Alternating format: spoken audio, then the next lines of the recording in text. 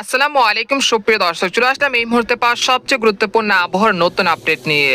এবার কমে যাবে মেঘ বৃষ্টির প্রবণতা, আসছে তীব্র ভ্যাপসা গরম। এছাড়া আগামী 13 জুলাই রবিবার থেকে রংপুর, ময়মনসিংহ, সিলেট, রাজশাহী, ঢাকা, খুলনা, বরিশাল এবং পশ্চিমবঙ্গের কলকাতা সংলগ্ন বেশ কয়েকটি জেলাতে বিক্ষিপ্ত আকারে বৃষ্টি ও বজ্রসহ ভারী বৃষ্টিপাতের সতর্কতা জারি করেছে বাংলাদেশ ও ভারতীয় আবহাওয়া দপ্তর। তো আজ 11 জুলাই শুক্রবার এবং আগামীকাল 12 জুলাই শনিবার কেমন থাকতে চলেছে আগামী 24 থেকে 48 ঘন্টা আবহাওয়া বাংলাদেশ থেকে শুরু করে ভারতের দক্ষিণবঙ্গ, আসাম, মেঘালয় এবং উত্তর থেকে ত্রিপুরা রাজ্যে আগামী 24 থেকে 48 ঘন্টার মধ্যে কোন কোন জেলাগুলোতে বিক্ষিপ্ত আকারে বৃষ্টি ও বজ্রসহ ভারী থেকে অতি ভারী বৃষ্টিপাতের সম্ভাবনা রয়েছে।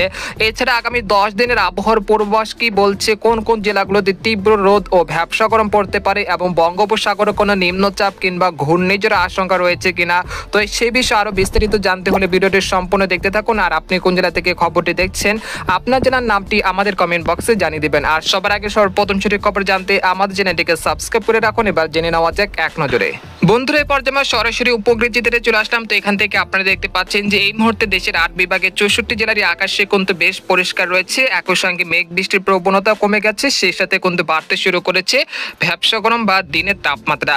একই সঙ্গে 2-1 পশলা বৃষ্টিপাত হয়েছে আজ খুলনা, বরিশাল এবং চট্টগ্রাম বিভাগের কিছু কিছু জেলাতে, এবং আজ রাতেও কিন্তু দেশের উপকূলীয় অঞ্চলগুলোতে খেপুপাড়া, পটুয়াখালী, মাঠবাড়িয়া, লালমোহন, সন্দ্বীপ, হাতিয়া, চট্টগ্রাম, সীতাকুণ্ড, কক্সবাজার, কুতুবদিয়া, তারপর পার্বত্য চট্টগ্রাম বিভাগের কয়েকটি জেলাতে এবং কুমিল্লা, নোয়াখালী, ফেনী, চাঁদপুর এইসব জেলার কোথাও কোথাও বিক্ষিপ্ত আকারে বৃষ্টি ও বজ্রসহ বৃষ্টিপাতের সম্ভাবনা রয়েছে। তবে রাজশাহী, ময়মনসিংহ, রংপুর এবং সিলেট বিভাগে সেরকম ভারী বৃষ্টিপাতের সম্ভাবনা তেমন দেখা যাচ্ছে না আজ রাতের মধ্যে। তবে এই মুহূর্তে দক্ষিণবঙ্গের কথা বলতে গেলে কলকাতা, কলাঘাট, খড়গপুর, তারপর আরামবাগ, চন্দননগর, শান্তিপুর, বর্ধমান, দুর্গাপুর, বানকুলিয়া, পুরুলিয়া, কাটোয়া এইসব জেলার আকাশ কিন্তু আংশিক মেঘলা থেকে মেঘলা রয়েছে। একই সঙ্গে আজ রাতে কিছুটা বৃষ্টিপাতের সম্ভাবনা রয়েছে পশ্চিমবঙ্গের এইসব জেলার কয়েকটি জেলাতে।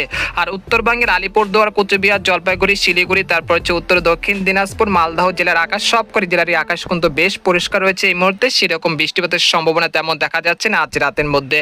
আর ভারতের আসাম, তারপর হচ্ছে মেঘালয়, তারপর হচ্ছে ভারতের ত্রিপুরা রাজ্যের আগরতলা, আমবাসা, উদয়পুর, শিলচরের সবকটি জেলার আকাশে কিন্তু বেশ পরিষ্কার রয়েছে। সেরকম বৃষ্টি বা ভারী বৃষ্টিপাতের সম্ভাবনা তেমন দেখা যাচ্ছে না। আর যে লঘুচাপটি তৈরি হয়েছিল সেই লঘুচাপটি এখন কিন্তু ভারতের মধ্য ভারতে অবস্থান করছে, আর এর প্রভাব কিন্তু শেষ হয়ে গেছে বাংলাদেশে, এবং বঙ্গোপসাগর কিন্তু বেশ স্বাভাবিক হতে শুরু করেছে। তাই দেশের সকল সমুদ্র বন্দরগুলো থেকে 3 নম্বর সতর্ক সংকেত নামিয়ে ফেলা হয়েছে। তাই আপনারা মাছ ধরার ট্রলার নিয়ে গভীর সাগরে যেতে পারেন, কোনো সমস্যা হবে না ইনশাল্লাহ।